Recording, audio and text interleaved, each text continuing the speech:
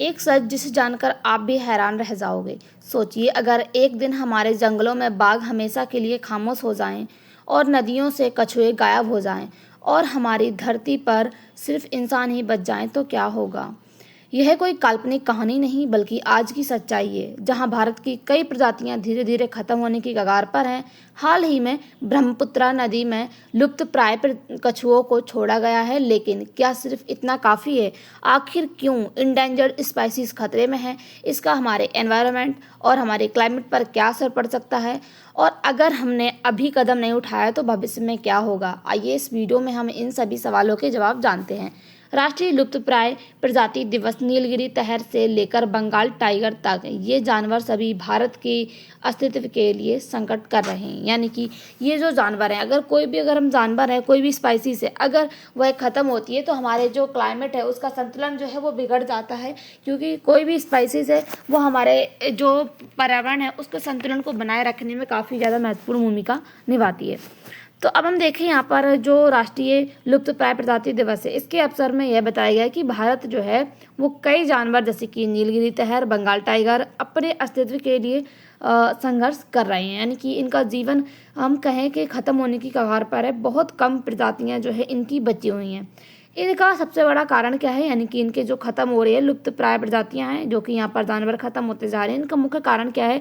जंगलों की कटाई। यानी कि हम देखें तो डेवलपमेंट के नाम पर जो है जंगलों की कटाई की जाती है और उसके साथ ही जो जानवर है उनका शिकार किया जाता है, जिससे क्या है हमारा जो जलवायु है वो परिवर्तन हो रही है।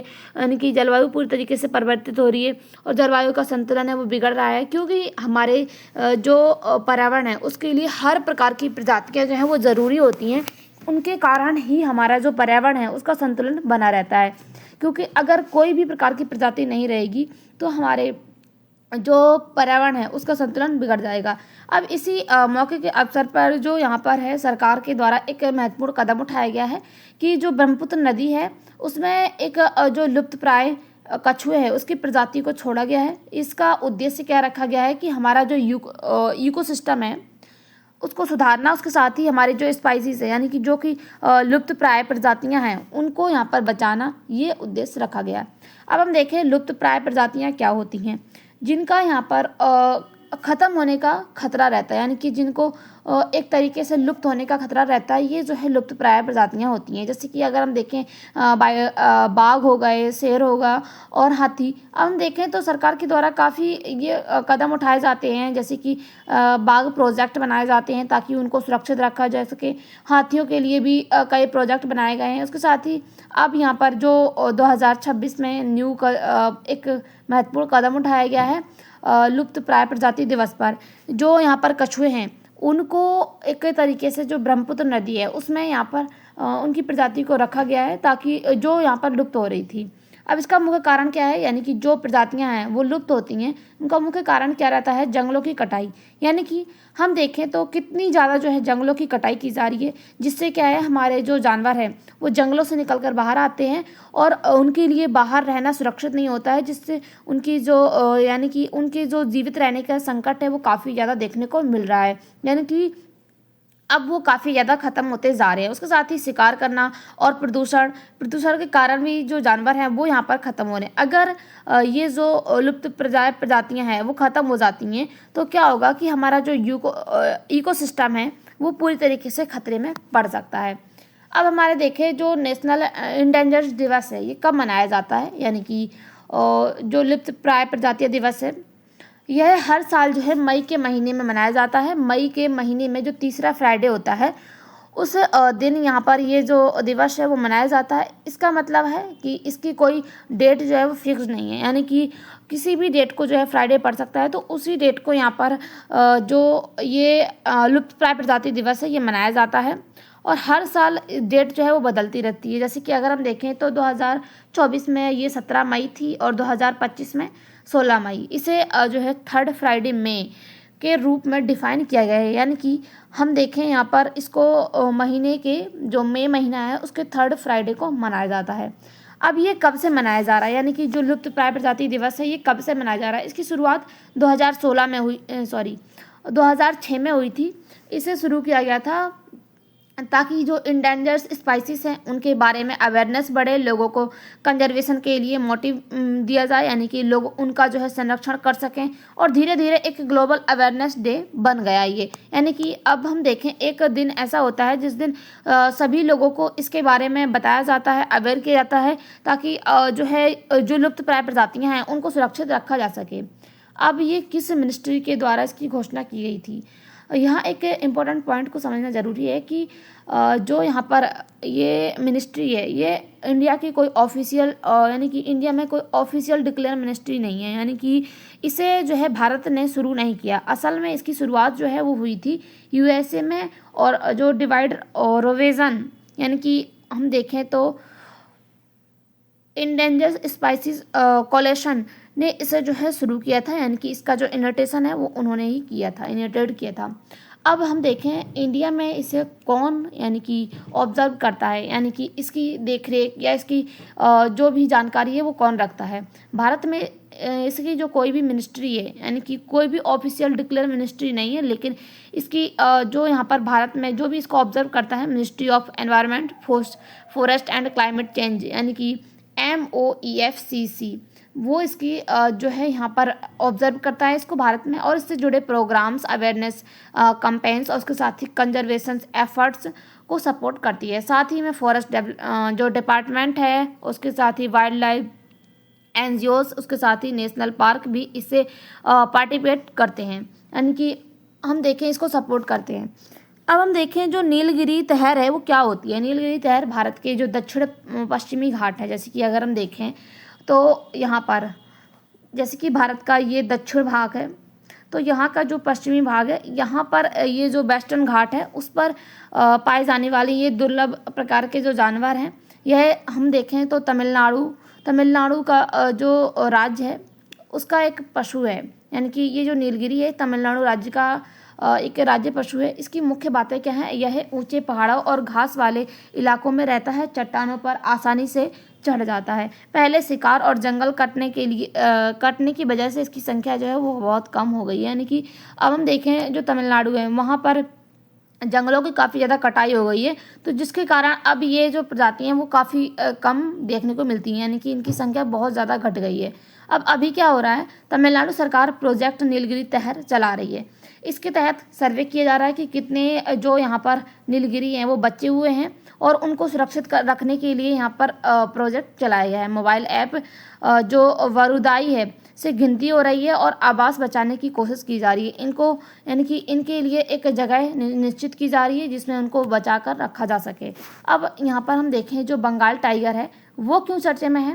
बंगाल टाइगर भारत का राष्ट्रीय पशु है। हालांकि भारत में दुनिया के सबसे ज़्यादा जंगली बाघ भारत में जो है दुनिया का सबसे ज़्यादा जंगली बाघ जो है वो पाए जाते हैं, फिर भी इनकी जो प्रजातियां हैं वो खतरे में हैं, क्योंकि जंगल जो है वो कम हो रहे हैं, जिससे ये जो है जंगलों से निकल कर बाहर आते हैं, जिससे उनका जो है एक तरीके से उनके जीवन पर संकट होता है, और इसके साथ ही शिकार होता है, उनको मार दिया जाता है। उसके साथ ही इंसानों और बाघों के बीच जो है संघर्ष है वो बढ़ रहा है, यानी कि इंसानों के द्वारा क्लाइमेट को एक तरीके से प्रदूषित किया जा रहा है, जिससे जानवर का जीवित रहना काफ़ी ज़्यादा मुश्किल हो रहा है। अब हम हमारे जो पर्यावरण है इससे कैसे संबंधित है, क्योंकि अगर हम देखें तो अगर कोई भी स्पाइसीज खत्म हो जाती है तो हमारे जो पर्यावरण है उसका संतुलन बिगड़ जाता है। तो एनवायरनमेंट में सबसे ज़्यादा ज़रूरी होता है कि हवा, पानी, जंगल और जीव जंतु, अगर जीव जंतु ही नहीं रहेंगे तो पूरे जो यहाँ पर पर्यावरण है उसका प्राकृतिक संतुलन बिगड़ जाएगा, और जो जानवर हैं उनकी फूड चेन टूट जाती है, यानी कि उनका जो यहाँ पर खाना होता है वो उनको प्राप्त नहीं होता है, जिससे उनके जो ख़त्म होने के खतरे हैं वो काफ़ी ज़्यादा रहते हैं। जैसे कि टाइगर ख़त्म हो चुके हैं, डियर, अब यानी कि अगर हम देखें एग्जाम्पल के तौर पर टाइगर, और जिससे क्या है अगर हम जो डियर हैं वो बढ़ेंगे और जंगल जो है वो ख़त्म हो जाएंगे। इसका मतलब जो एंडेंजर्ड स्पाइसीज हैं अगर वह ख़त्म हो जाती हैं तो हमारा जो एनवायरनमेंट है उसके लिए सबसे बड़ी प्रॉब्लम हो सकती है। अब हमारा जो पारिस्थितिकी है उससे क्या संबंध है, उसमें क्या है कि हर जीव का काम होता है, कोई भी जीव हो वो सब जो है हमारे जो पारिस्थितिकी है, इकोलॉजी है, उसको कंट्रोल करके रखता है। जैसे कि जो टाइगर है वो जो पॉल्यूशन है उसको कंट्रोल करता है। डियर जो है वो घास खाते हैं। यानी कि अगर हम देखें तो कोई भी स्पाइसीज हो, चाहे कोई भी, जैसे कि हमारा कोई भी छोटे छोटे जानवर हो, कोई भी छोटे छोटे स्पाइसीज हो, सब हमारे जो पर्यावरण है उसके लिए ज़रूरी होते हैं, क्योंकि वो हमारे पर्यावरण के संतुलन को बनाए रखती है। अब हमारे ये जैव विविधता से कैसे जुड़ा हुआ है? बायोडाइवर्सिटी, यानी कि हमारे भारत में कई प्रकार की जो डाइवर्सिटी है वो पाई जाती है। जीवों के आधार पर भी डाइवर्सिटी पाई जाती है, जैसे कि अलग अलग प्रकार के जो बाघ हैं और शेर हैं, उस यानी कि कोई भी जानवर हो वो अलग अलग प्रकार की प्रजातियों के में जो है विभक्त हुए हैं। अब भारत में बहुत सारे जो है रिच बायोडाइवर्सिटी है, यानी कि बहुत सारे जानवर हैं, काफ़ी जो बड़े बड़े जानवर हैं जैसे कि शेर, बाघ, हाथी, ये जो कि यहाँ पर लुप्त होते जा रहे हैं। इनकी लुप्त होने का खतरा सबसे बड़ा क्या है कि हैबिटेट लॉस, क्लाइमेट का चेंज होना, उसके साथ ही ह्यूमन एक्टिविटी, यानी कि जो मनुष्य हैं उनके द्वारा काफ़ी ज़्यादा ऐसे कार्य किए जाते हैं, जैसे कि जंगलों की कटाई, उसके साथ ही शिकार करना। तो इससे क्या है कि स्पाइसीज जो है, यानी कि जो भी जानवर है वो ख़त्म होते जा रहे हैं, जिससे हमारी जो जैव विविधता है वो भी खतरे में पड़ गई है। अब हमारे देखें तो सरकार के द्वारा और राज्य सरकारों के द्वारा कई प्रोजेक्ट चलाए गए हैं, जैसे कि टाइगर प्रोजेक्ट, उसके साथ ही वाइल्ड लाइफ प्रोजेक्ट एक्ट 1972 ये चलाया गया है। उसके साथ ही प्रोटेक्टेड नेशनल पार्क और species survey and monitoring programmes चलाए गए हैं। इनका उद्देश्य क्या है? जानवरों को बचाना और उनकी हैबिटेट को सुरक्षित रखना। और उसके साथ ही हम देखें यहाँ पर जलवायु परिवर्तन से भी जुड़ा हुआ है, यानी कि कोई भी अगर जानवर है वो अगर ख़त्म होता है तो हमारे जो ग्लोबल वार्मिंग है उसके लिए सबसे ज़्यादा खतरा देखने को मिलता है, क्योंकि जो जानवर हैं वो यहाँ पर हमारी जो परिवर्तन है, जलवायु परिवर्तन है उसको कंट्रोल करके रखते हैं। लेकिन अगर वो जो है उनका ख़त्म हो जाते हैं तो उनका जो जलवायु है उसका तापमान जो है वो बढ़ता है, बारिश का पैटर्न बदलता है और काफ़ी ज़्यादा जो है असर देखने को मिलते हैं। यानी कि जो वेस्टर्न घाट है उसमें बदलाव देखने को मिलते हैं, जैसे कि जो नीलगिरी तह है वो यहाँ पर प्रभावित हुई है। अब ये हमारे सस्टेनेबल डेवलपमेंट से कैसे जुड़ा हुआ है, यानी कि विकास ऐसा होना चाहिए जो कि हमारे जो प्रकृति है उसको नुकसान ना पहुँचे, उसके साथ ही फ्यूचर के लिए जो रिसोर्स हैं वो बचे रहें।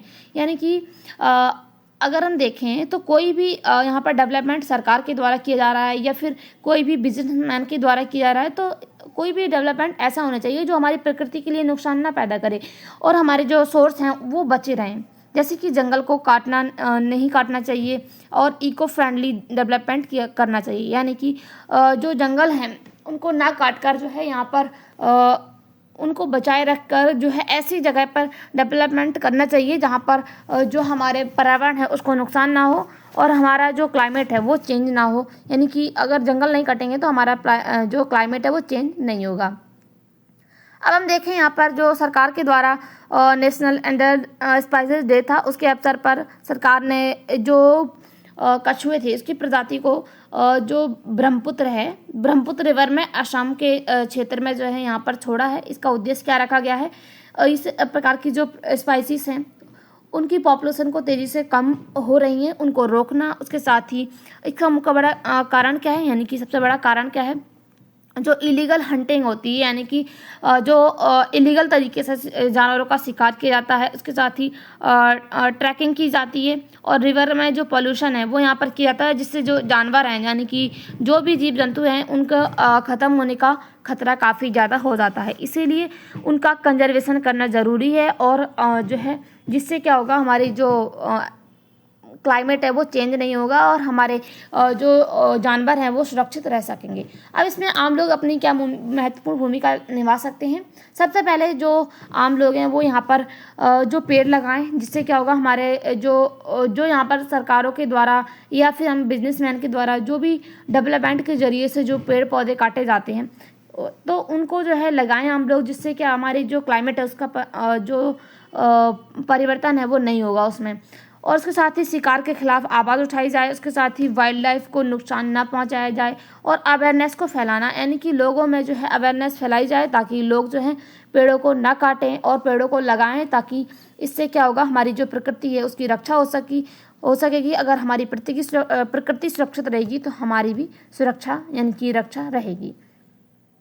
अब यानी कि अगर हम देखें तो इनका खतरा होने का कारण क्या है, वही जो जंगल है उनकी कटाई और डिफोरेस्टेशन, और उसके साथ ही जो इलीगल तरीके से जो है शिकार करना और हमारे जो क्लाइमेट का चेंज होना, ये सबसे बड़े कारण यहाँ पर देखे जा रहे हैं। अब समाधान क्या है, जंगलों की जो रक्षा है वो की जानी चाहिए और वाइल्ड लाइफ लॉ को जो है सख्ती से लागू करवाना चाहिए। यानी कि जो सरकार के द्वारा वाइल्ड लाइफ लॉ बनाया गया है उसके तहत उसको जो है सख्ती से लागू करवाना चाहिए, अवेयरनेस बढ़ानी चाहिए और सस्टेनेबल डेवलपमेंट यानी कि सस्टेनेबल लाइफ स्टाइल को अपनाना चाहिए। यानी कि जो हमारी प्रकृति को नुकसान पहुंचाए बिना भी जो है हमारे यानी कि हमारी जो पर्यावरण है उसमें डेवलपमेंट हो सके।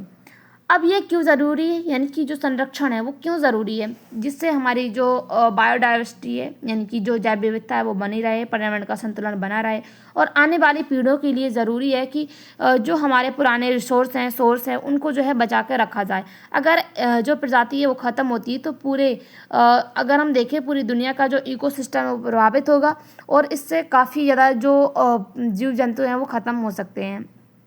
निष्कर्ष क्या है, यह खबर केवल लोगों को याद दिलाती है कि अगर अभी संरक्षण नहीं किया गया है तो कई दुर्लभ भारतीय जानवर जो है वो हमेशा के लिए ख़त्म हो जाएंगे, जैसे कि नीलगिरी तहर से लेकर बंगाल टाइगर।